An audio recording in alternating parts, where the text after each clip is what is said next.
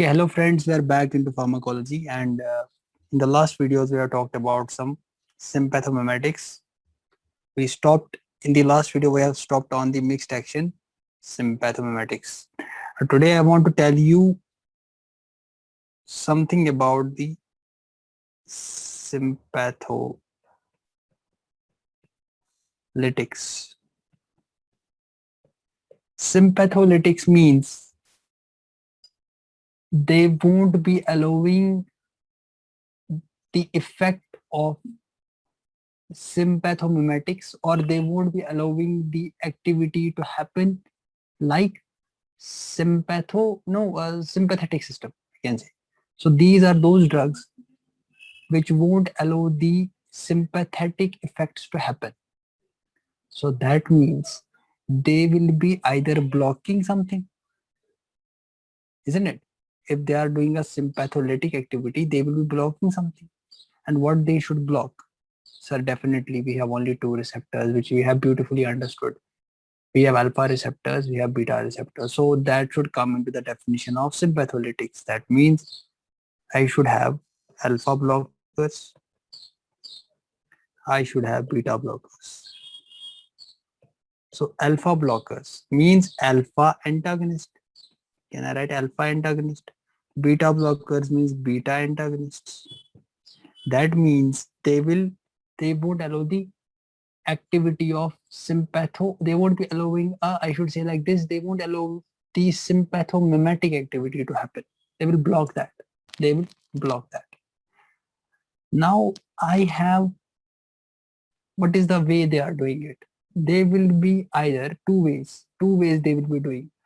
Either they will be, number one I should write, they will be blocking the alpha mediated effects of sympathetic. Now they will be blocking, I will write in my discussion blocking by this, okay, blocker, okay, hash is for blocker, or I will write cross, okay.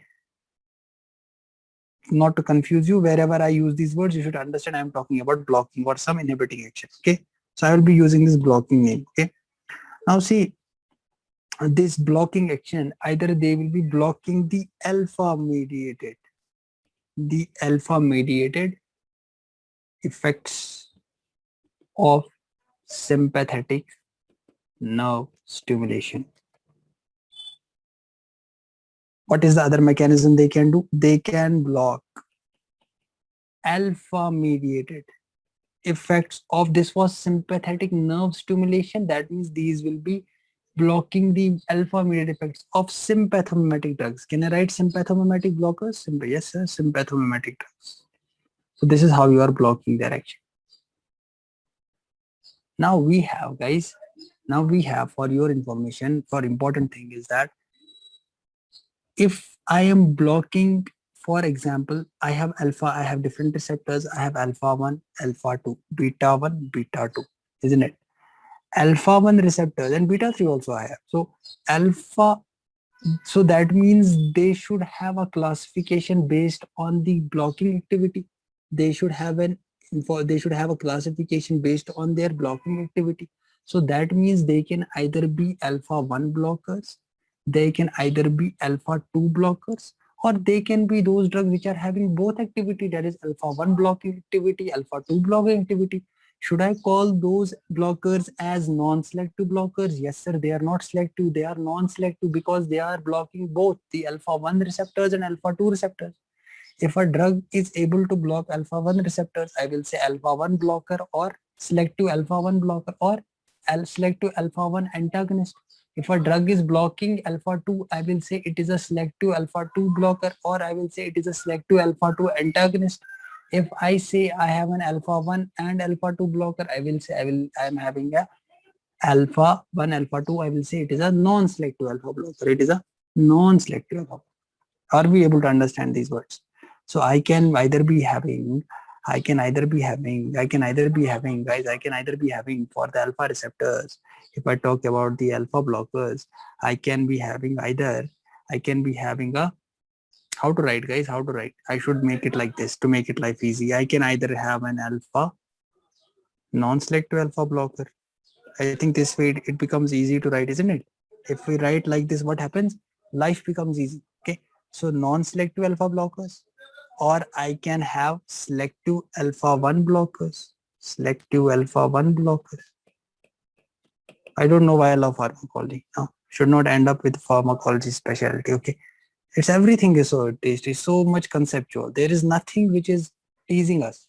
Nothing is teasing us. Once we are putting our brain, everything becomes easy. Everything becomes easy. Non-selective alpha blocker, selective alpha 1 blocker. Why I said wrote selective? Because sir, it is only blocking the alpha 1, so it's alpha 1 selective. It is alpha 1 but blocker selective. Alpha 1 blocker selective. This is selective. Selective alpha 2 blocker. Any doubt in this word? Any doubt in this terminology? Should answer me fast so that we can take the discussion in a smooth way. I don't stop. No, I keep it speaking and speaking and speaking. Okay. Now see, non-selective alpha blockers. By this I mean non-selective will be doing both alpha 1 and alpha 2 block. So if they are doing alpha 1 and alpha 2, they will be causing vasodilatation. Sir, why alpha 1 is a vasoconstrictor? If I stimulate the alpha 1, what happens? Vasoconstriction happens. If I block the alpha 1, what will happen? Vasodilatation will happen. Vasodilatation will happen. I'm blocking the receptors on the alpha 1. Okay. And if I am blocking at the same time the alpha 2, that means I will be using both of them as a treatment of hypertension. I will be using both of them as a treatment of hypertension. Okay. Fine. Is it easy? Yes, sir. I will be using it for the hypertension. Sir, I have a question. Are these non-selective alpha blockers irreversible antagonist or reversible antagonist? So there is a difference. If I talk about the alpha 1 blockers, let me take the alpha 1 blocker. Number 1, alpha 1 block. Alpha 1 blockers, we have 3 drugs to remember. One is phenoxybenzamine. Next drug is phentolamine. And another drug is tolazole. Okay. So we have phenoxybenzamine, phentolamine, tolazole. Now, first one, remember like this. First one is an irreversible what? Antagonist. That is irreversible blocker. These two are reversible blockers. Reversible blocker. Which blocker? Alpha 1 blocker. So that is also you have to remember. Alpha 1 blockers. What they will do combinedly, they will be doing vasodilatation. And now tell me one thing. Once you have a decreased, you have these blood vessels, and these blood vessels were having what? Alpha 1 receptors. What happened that you put a blocker here. This is a blocker. You blocked it. And now even if any catecholamine comes, it won't be able to stimulate this receptor, isn't it? Stop me where you are not able to understand. Okay, I will be keeping speaking and you have to tell me whether you are able to understand. So it will not be able to stimulate the receptors. What will happen? It will actually act as a barrier for the stimulation of alpha receptors. What will happen, sir? Whether you give any epinephrine or epinephrine, you bring the epinephrine from Germany or you bring the epinephrine from United States, you bring from any country, it won't work here. So what will happen? Can I say once I'm giving this drug to the patient, and if I am blocking his alpha receptors, that means I am actually causing the vasodilatation. That means the blood will start pooling. Same lecture. Blood will start pooling. Peripheral pooling will happen. Will I get less blood or not? Yes, sir. I will be getting less blood in return. What will happen, sir? I will be having. See. Listen. Once I wake up from a position, I was sleeping, and I stood up. I stand up. Now what happens normally in your body is physiologically, once you stand up, once your blood starts to go pooling starts due to gravity, what happens? You have a sympathetic stimulation of the peripheral vessels. The peripheral vessels, your alpha 1 receptors, your veins, they are being supplied by the sympathetic nerve. So what will happen? They will get stimulated. So what will happen? Vasodilatation will change to vasoconstriction. That means you will have a venous return. That is a physiological mechanism. But here I am blocking those receptors. Now you tell me, once this patient wakes up, the patient who is on a drug of phenoxybenzamine, phentolamine, tolazoline, when he wakes up, when he changes his position from the lying position to the stand-up position, upright position, what will happen? His blood will start pooling towards the periphery. That means his blood will start pooling. As a normal reflex, what should happen? Your epinephrine was able to going to stimulate your veins and then bring the blood back into the heart. But what will happen right now? Your alpha receptors have been blocked. Whatever the body is trying to put the epinephrine on the peripheral vessels are not able to bring the blood back to the heart. So what will happen? Will this patient land into postural hypotension? Is it the side effect of this drug that I will be having a postural hypotension?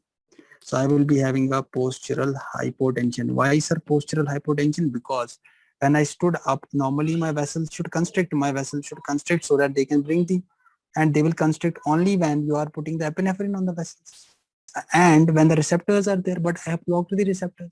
No doubt you are putting the epinephrine, but I am not able to make the stimulus. You have blocked it. So this is how you are using it. This is how these agents will cause vasodilatation and postural hypotension. Is there any doubt in this? So these drugs will be causing as this side effect because you have blocked the alpha 1 receptors. Even if the body does by the reflex sympathetic stimulation, even if the body is firing, the central nervous system is firing, it is firing what? It is firing the, it is firing the blood vessels that you should constrict, increase the venous return, but they are not able to. Why? Because you have blocked the receptors. You have blocked these receptors.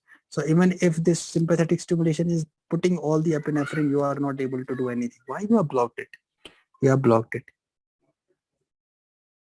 Will the body, once you are doing it, will the body try to do a tachycardia? Because it will try to maintain the blood pressure. It wants to try the blood flow. It wants to maintain the blood flow. So what will happen? Your body will go, your heart will go into tachycardia. There will be a significant tachycardia with these drugs. So whenever there is a reflex increase in sympathetic discharge and increased sympathetic flow, what will happen? That sympathetic flow will stimulate the heart also, and that will cause tachycardia. Okay. Okay, guys. Is there any doubt?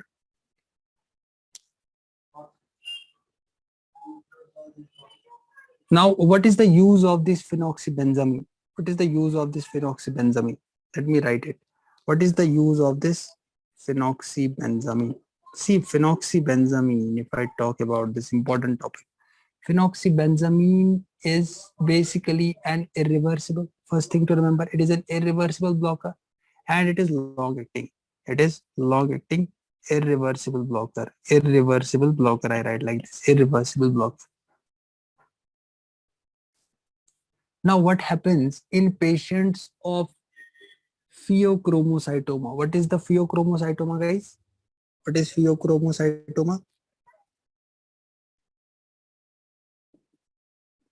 Pheochromocytoma means a tumor which is secreting adrenaline. A tumor which is excessively secreting the adrenaline. So that means it will be producing more amount of sympathetic surge. That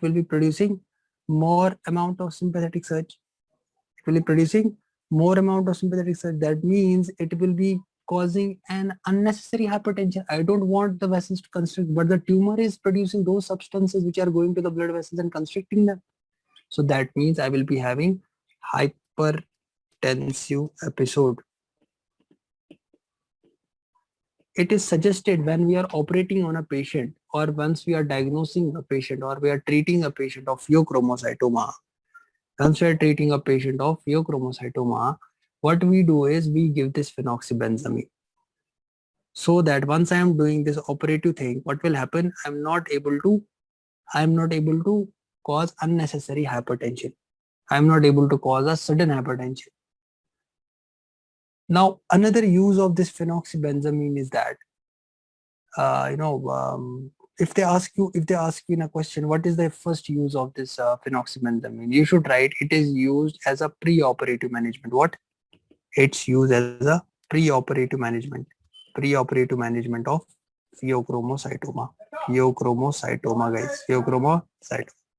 Now, this phenoxybenzamine is long acting, and this phenoxybenzamine is being used for manipulation. I can use the word manipulation, pre-operative management of the pheochromocytoma.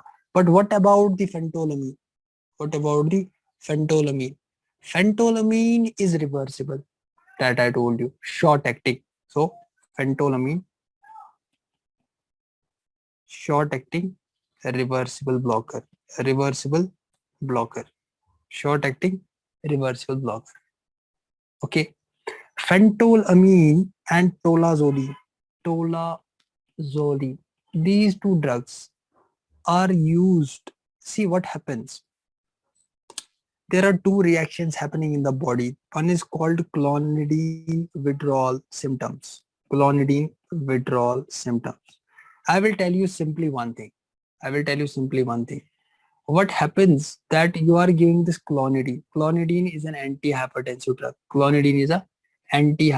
drug.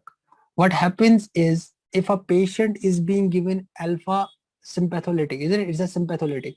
Once I am giving this clonidine, what will happen? I am not letting the body to secrete what? I'm using the alpha 2 agonist. What is clonidine? It's an alpha 2 agonist. And I taught you alpha 2 is like a stop. It's a break. If you stimulate this, what will happen? You won't be able to produce the neurotransmitter will not be able to release. This is an on off switch. It's an on off switch. If you on the alpha 2 switch on the presynaptic receptor, what will happen? This postsynaptic will not be getting any. If you turn on this, you won't be having any what? Neurotransmitter at the junction. Are we able to understand, guys, or we are sleeping? If you stimulate alpha 2 receptor, I hope you remember from the previous discussion, this was the nerve terminal and it was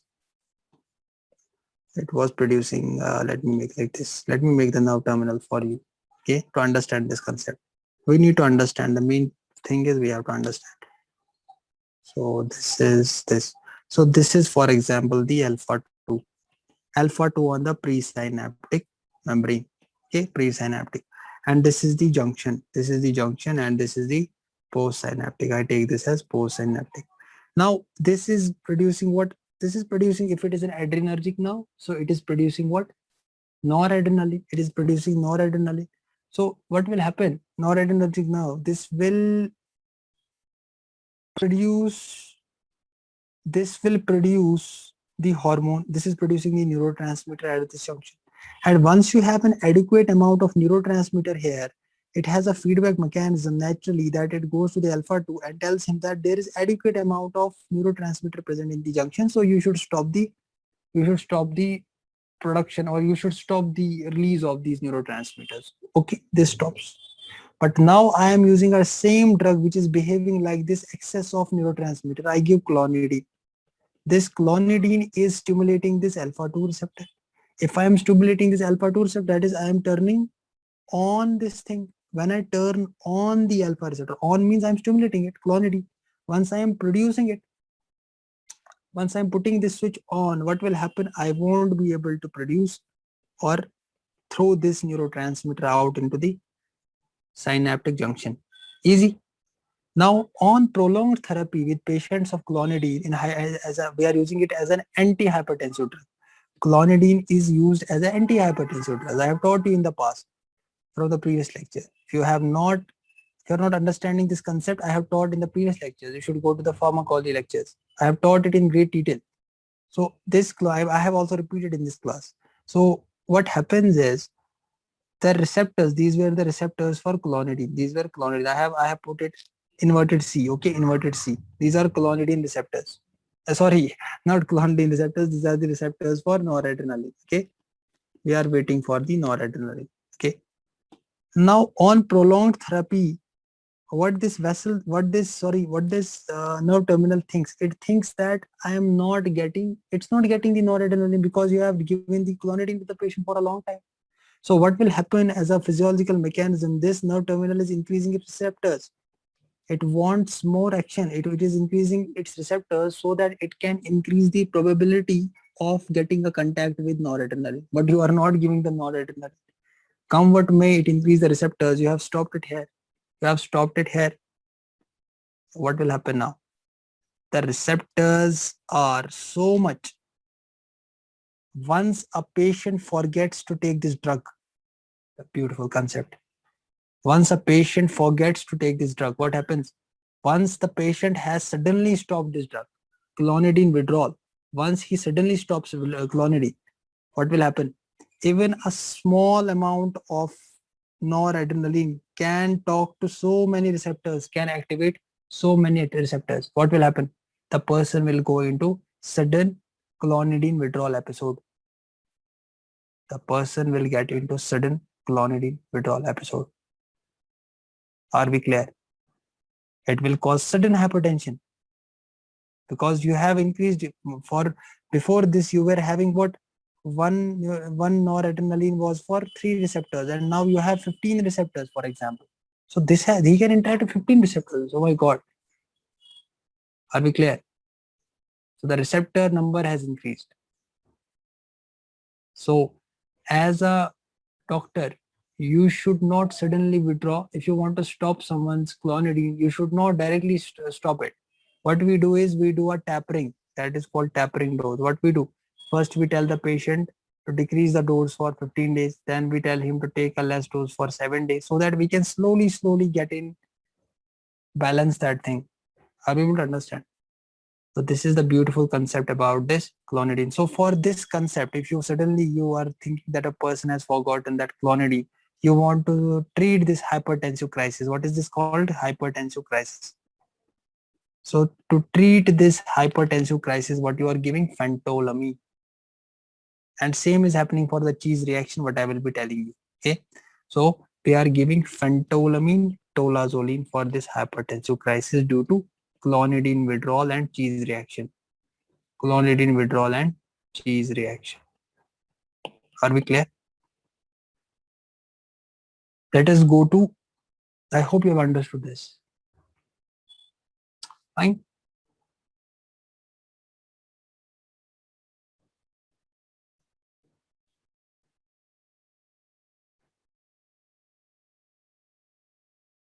Now, if I give alpha 2 blocker, now clonidine was an agonist. I give you, if I have here, I give that example. If I had an alpha 2 blocker, if I had an alpha 2 blocker, if it was non-selective, okay, see, when you are giving noradrenaline, you should remember that you had alpha and beta receptors. When you were giving the noradrenaline, what was happening? You were stimulating the, if it was a non-selective, what it was happening? It was stimulating the alpha and beta receptors. Okay. But if you give only a selective, this was a non-selective. If you give now an alpha 1 selective, you are giving alpha 1 selective. That means when you are giving alpha 1 selective blocker, that means beta 1 is alone, beta 1 is open. So will you have tachycardia or not? See, this is conceptual. Everything works on a concept. If you have concept of basics of receptors, I've taught you everything very beautifully. I have explained it. So if you are stimulating, if I blocked the alpha 1, okay sir, you have blocked the alpha 1, blocked. But beta 1 is open and beta 1 is present all over the heart. Beta 1 causes increase in heart rate, tachycardia. And can I say a non-selective alpha blocker can cause a severe tachycardia? This was causing tachycardia. If I have a selective alpha 1 blocker, I will say only tachycardia. But if I have non-selective alpha 1, that is alpha 1 and alpha 2, you are blocking the both, what will happen? You will have more amount of heart rate. That means I will say severe tachycardia, highest tachycardia with a non-selective. With a non-selective alpha blocker, I have a severe tachycardia. Can I say all alpha 2 blockers? Can I say all alpha 2 blockers can cause severe tachycardia? Can I say alpha 2 blockers? Why sir? Why they will cause tachycardia? Yes sir, definitely. Definitely it will cause. You are blocking the alpha 2. Once you are blocking the alpha 2, that is you are turning off the system. Once you were blocking, you are turning off alpha 2, that means it will tell him go, go, go. Keep giving the noradrenaline, keep giving the noradrenaline. So what will happen? Are we able to understand, guys? I am talking in a Desi language. Desi. That is called somewhere in Shuddha Desi language, isn't it? Shuddha English I am talking. Shuddha English, simple English. We are using simple English so that even people from other countries who are not able to understand with non-English speaking countries, the people they can understand. Main purpose is to make understand the pharmacology. Okay. Should fall in love with pharmacology. Okay. So non-selective alpha blocker, can cause an increase in the heart rate. Why? Because you are not letting this alpha 2 to function. This alpha 2 was only functioning when you were stimulating it. This presynaptic alpha 2 was letting this neuron know that it's more in concentration outside. Who? Noradrenaline. So you should not produce noradrenaline. But now what you are doing, alpha 2 is blocking. That is, you are turning off alpha 2. That means you are not letting the alpha 2 to tell him that it's more amount of noradrenaline outside. What will happen? They will be producing more noradrenaline. What will happen? Severely tachycardic. That's why we have tachycardia and palpitation. Tachycardia, palpitation, not palpation. Okay, palpitation. Okay. Are we clear? So have we understood this alpha? So can we write now for something for them? So let us write self-selective alpha 1 blockers. What was this? This was second, I think. Is this second, guys? Is this second? Where is that table which we draw? Yeah. So we are talking about this. This is finished. Okay. So now this selective alpha 1 blocker. So this selective alpha 1 blocker, we have what? What a beautiful name. I want to speak them. Prazosin, terazosin, doxazosin, alfuzosin. What? How we will speak at home? Prazosin, terazosin, doxazosin, alfuzosin. But you have to take a deep breath like this. Then you have to say selective alpha 1 blocker. How?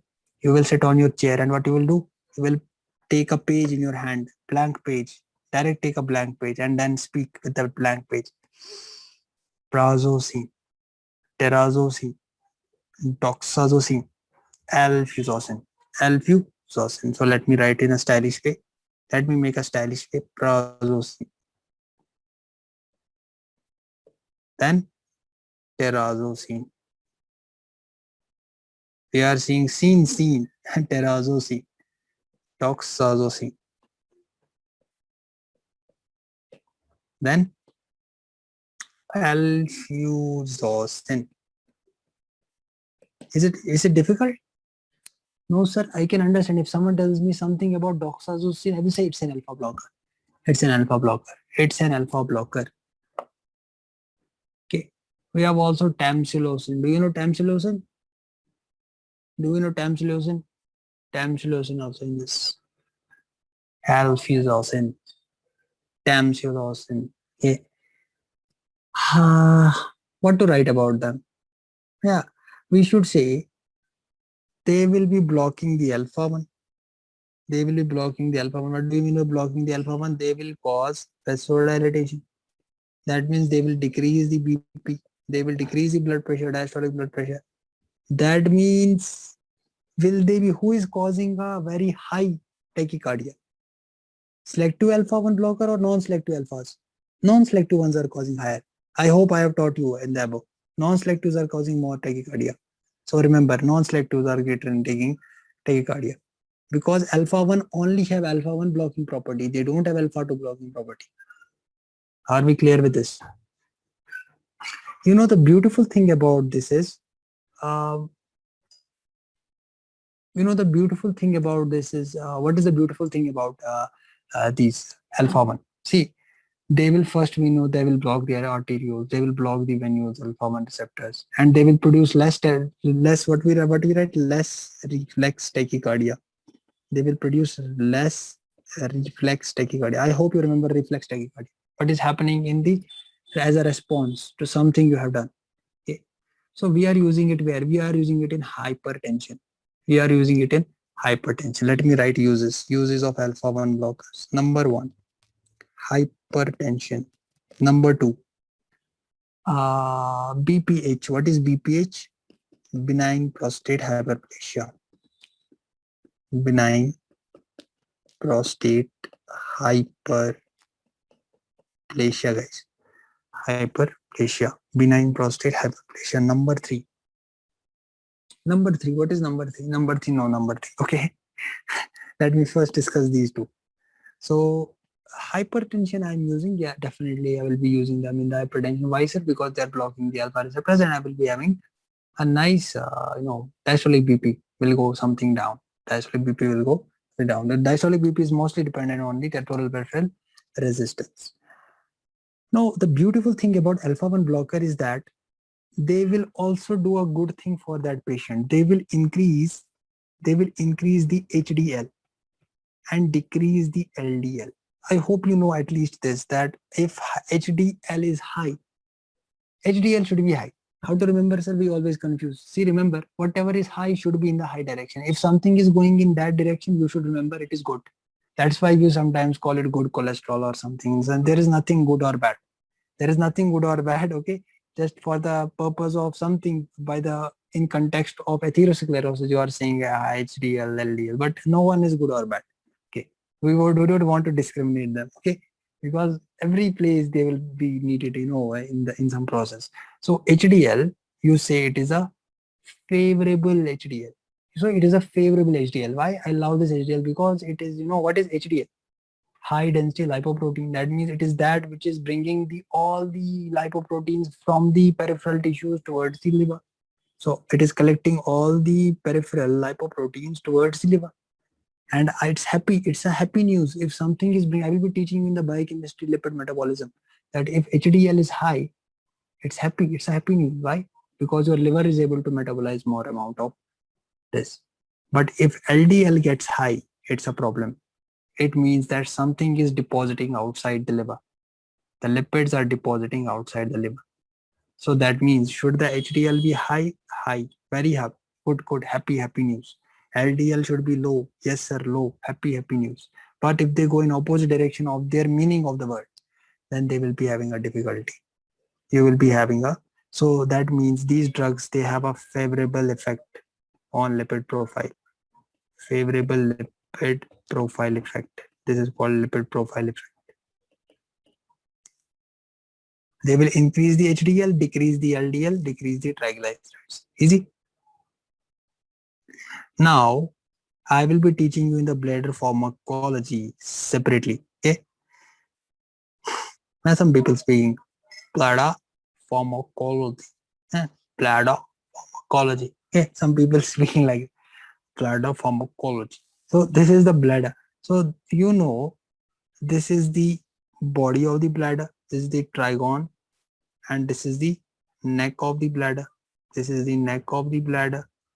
And I think I had last time drawn a nice beautiful diagram, color diagram for you, I think, in that, and isn't it? Now I can't get it here. So let me make it rough. I have already drawn in the previous videos. You can keep it as a screenshot in your phone so that it helps you. Now in the neck of the bladder and this region, you have the prostate. You have the prostate in this region at the neck. You have the prostate. And the urethra, which is covered by this prostate, will be called prostatic urethra.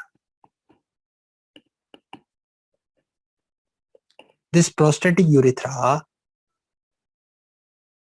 if you are narrowing this space should be open for the urine to flow, isn't it, guys? This space should be narrow so that this urine can flow. Bladder has storing your urine, and then at appropriate reflex and appropriate stretch reflex, you should be able to flush it. But if I have increase in the size of this prostatic urethra, if I increase the size of this prostatic urethra, what will happen? They will narrow the lumen. They will narrow the lumen for passage of this urine. What will happen, sir? Yes, big thing will happen. What will happen? Do you want this region? This is supplied by alpha-1. Do you want this region to get more narrow or less narrow? Do you want this region to get more narrow or less narrow? In patients of BPH, less narrow, because he's already having narrow. Why will I do more? Why will I do more narrow? No, I would be a very wise, idiot. I would be an idiot if I exaggerate the situation. Okay, exacerbate this narrowing. So I should give a blocker or not? If I block this region, what will happen? You will have progressive, this narrowing will be getting, it will become fine, isn't it? So you will be using these drugs for the patients who are having benign prostate hyperplasia, and it will increase the urinary flow. It will increase the urinary flow. So alpha 1 blockers will be used to increase the urinary flow. Urinary flow. Are we clear with this, guys?